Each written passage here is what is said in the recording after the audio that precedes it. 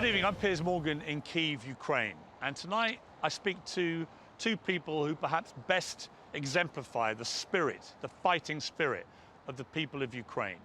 Vladimir and Vitali Klitschko, both former world heavyweight boxing champions, two of the greatest fighters the world has seen, but they're now involved in a fight for their lives.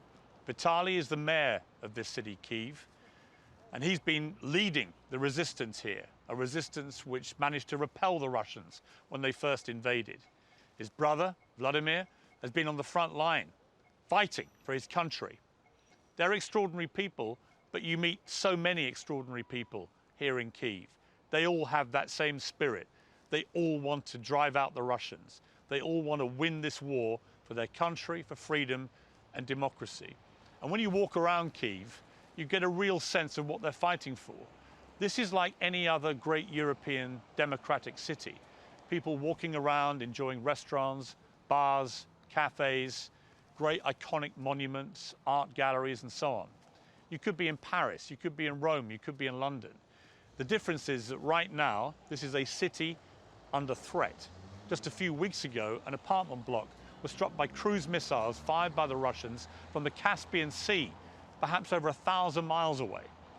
It killed some people, it wounded some people, and of course what that does is it makes the people of Kyiv feel tense, feel stressful, feel that perhaps the next time they hear an air raid siren, which go off 2 or 3 times a day, then it may be a missile heading for their apartment.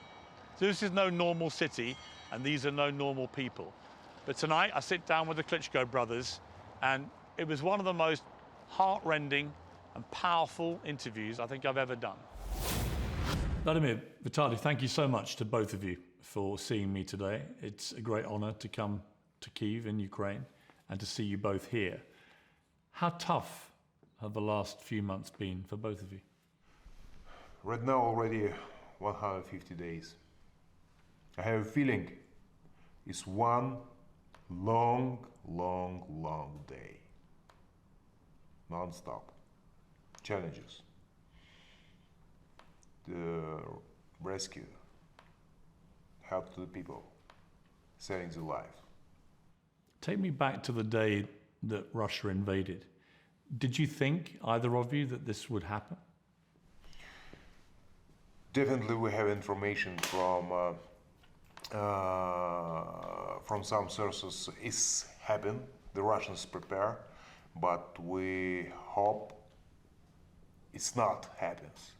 We can't realize it's possible. It's actually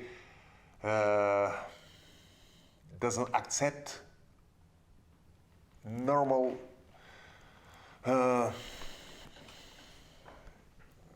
it's nobody can tell in modern time it's possible to kill the people in values of the price of human lives is nothing.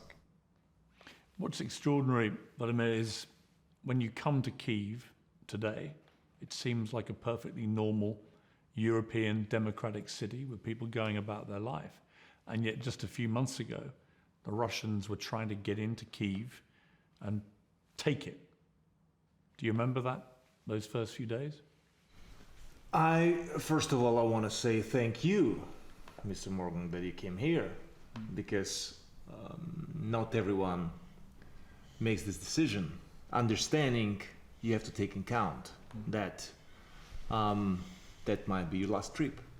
You are not safe when you are on the Ukrainian soil due to Russian invasion. Even though they are in the south and the east,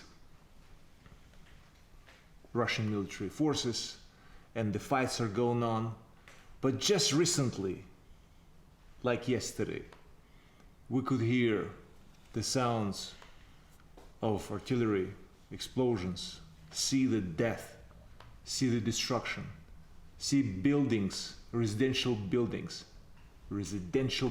on fire, civilians, children, teenagers, tortured, dead. They've been on the ground for at least 10 days. You could see it. Those bodies were laying there for a long time. And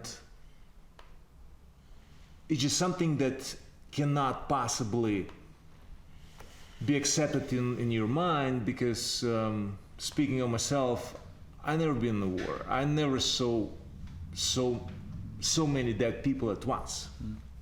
And then it just makes you feel you are having a bad dream. And that dream takes a long time, even though, as my brother just said, it's like one very long day, because there's like so many things are happening, and having current life in a city that seems like normal-ish. So normal you cannot call, because you see the barricades and you see that more military presence, and you see the certain energy and the vibe in people. And just recently the city was empty. The city that was filled up with 5 million people before the war, all of a sudden was empty in March, beginning of March. Empty, no cars, no people, no life. And 3 weeks ago, Vitali, Kyiv was attacked again with long-range missiles fired by the Russians at the city. This could happen at any moment, I presume. Nobody's safe. No safety feeling for anyone in Ukrainian territory. Any second, any minute, Russian rockets can land it in any buildings and kill everyone. No guarantee. And that's why it's risky. But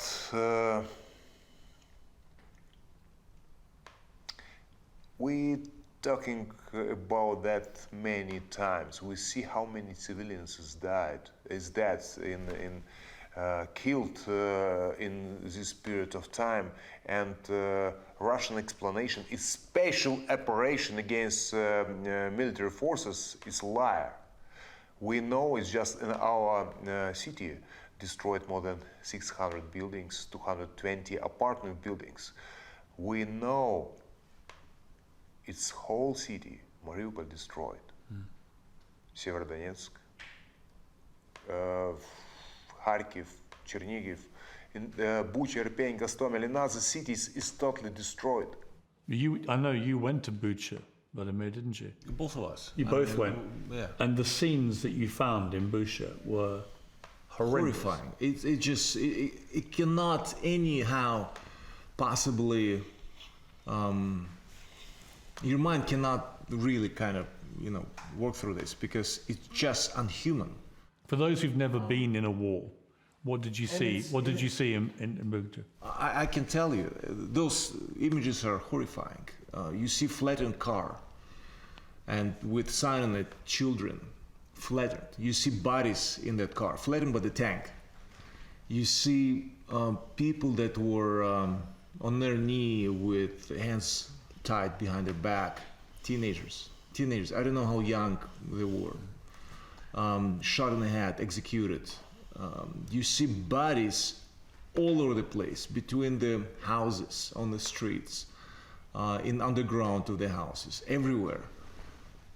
It's just like enormous amount of death that was silent, but it's also shocking with the destruction that was all around the city of Kyiv. Vitali, you were there too.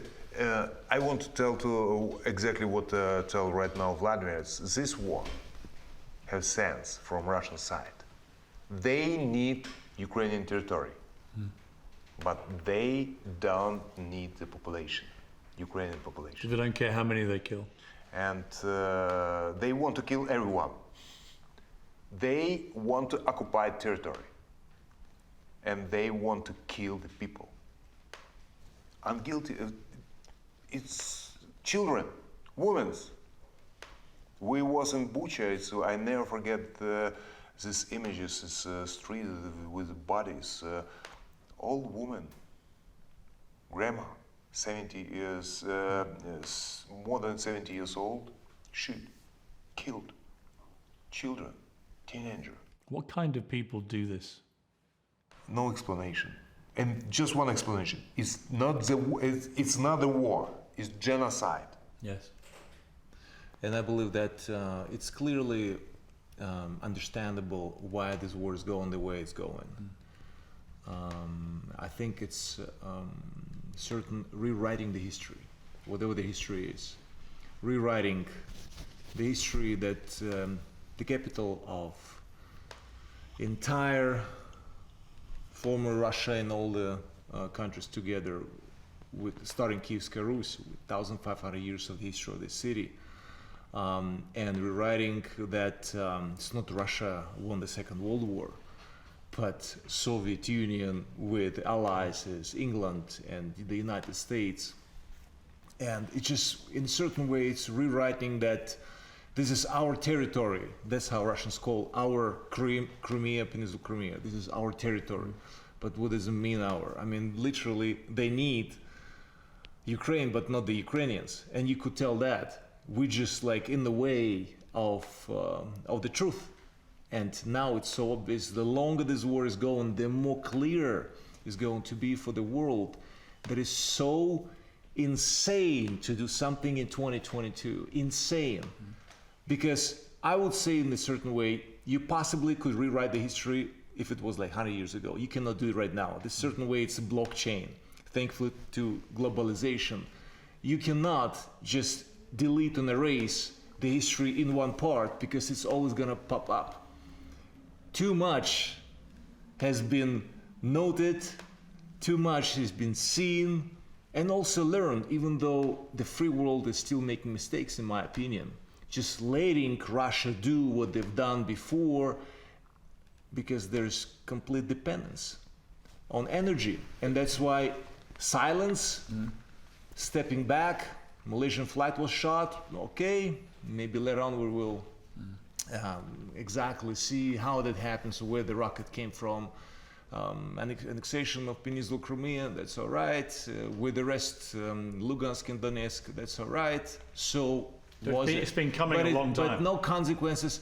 Sanctions, verbally, consequences if Russia will invade Ukraine, verbally in the beginning. I mean, I had a feeling the free world was just watching and observing, like, okay, 3 days, that's what the buzz is out there, the 3 days and Ukraine is going to fail.